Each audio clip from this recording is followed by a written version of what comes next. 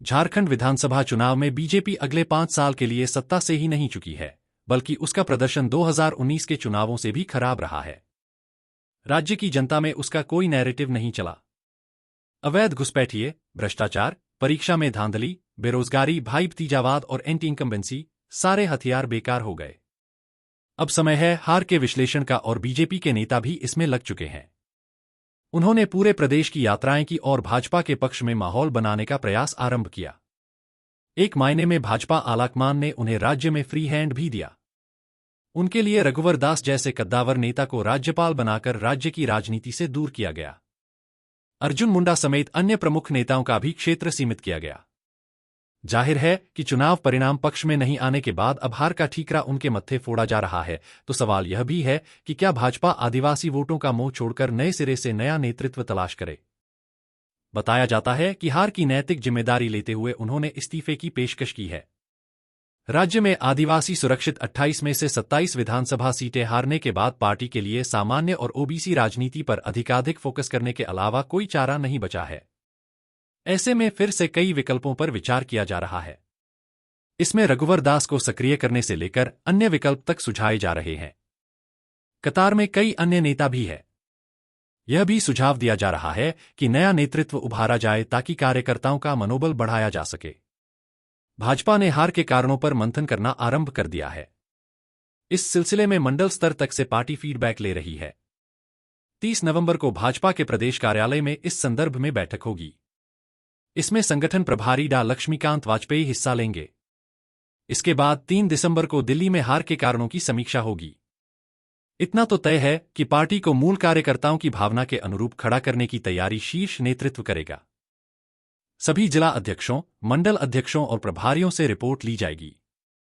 मरांडी की बातों से लगता है कि बीजेपी पहली गलती ये मान रही है कि जेएमएम सरकार की मैया सम्मान योजना इतना ज्यादा असरदार साबित हो रही है, वह नहीं समझ पाई।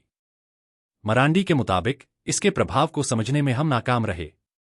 गरीबों को इसमें तत्काल राहत दिखी और इसका काफी असर पड़ा। प्राकृतिक संसाधनों के मामले में झारखंड भले ही देश का एक सबसे ज्यादा समृद्ध राज्य हो, लेकिन हकीकत यह है कि इसके गठन के 2.5 दशकों के बाद भी यहां की ज्यादातर जनता गरीबी में ही जिंदगी गुजार रही है। ऐसी गरीब महिलाओं के लिए 1000 रुपए महीने की सहायता कोई छोटी मदद नहीं है। चुनाव आयोग के आंकड़े बताते हैं कि झारखंड की 81 सीटों में इस बार 68 में महिलाओं ने पुरुषों से ज्यादा मतदान किया है।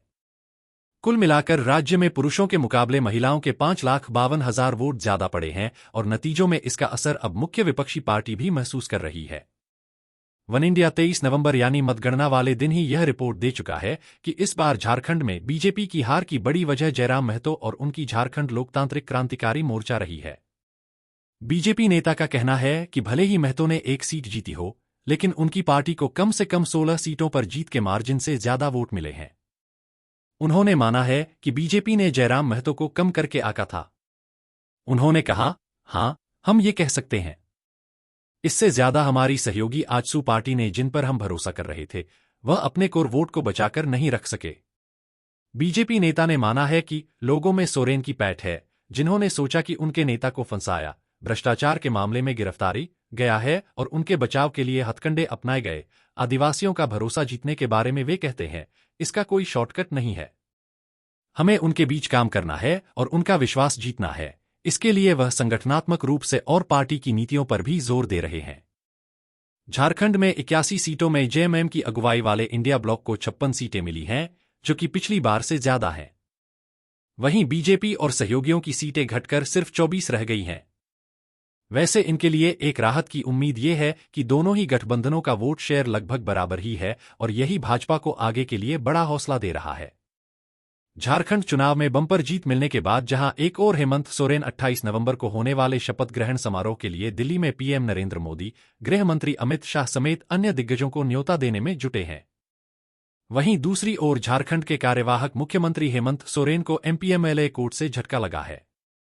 दरअसल ईडी के समन की अवहेलना मामले में हेमंत सोरेन को एमपीएमएलए कोर्ट ने पेश होने का आदेश दिया है। मिली जानकारी के अनुसार हेमंत सोरेन की ओर से व्यक्तिगत पेशी से छूट का आग्रह करते हुए याचिका दायर की गई थी, लेकिन एमपीएमएलए कोर्ट ने हेमंत सोरेन की इस याचिका को खारिज कर दिया है।